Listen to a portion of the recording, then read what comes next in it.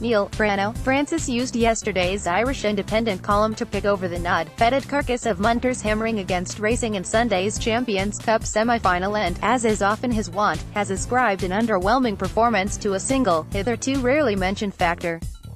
He did this most recently in regard to Teddy Thomas's underwhelming defensive performance against Scotland in the Six Nations. How can you trust a man who wears a bun in his hair and has a name reminiscent of a 1930s tap dancer from a Hollywood musical to defend your line?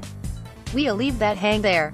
In yesterday's column, there was no mention of Thomas, who so effectively ripped the entire Munster defence apart by himself in the first half, in spite of his refusal to change his name and get a short back and sides.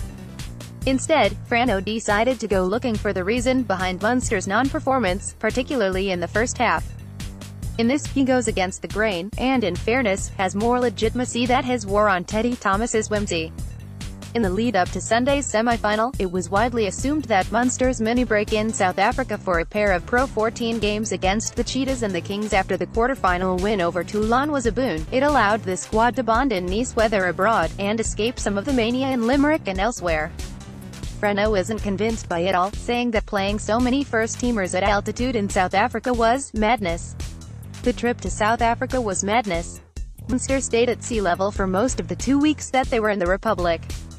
They had to play the Cheetahs in Bloemfontein, which is about 5,000 feet above sea level. Once you train or play there for even a couple of days, the oxygen-carrying capacity of your red blood cells will change, and more importantly, it will change once again when you go back down to sea level. 10 of Munster's starters and 16 of the Bordeaux squad played in Bloemfontein. Crazy. I think it had a huge impact on the team.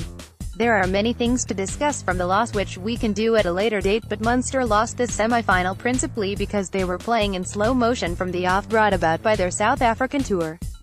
The full column is worth a read on the Irish Indo's website.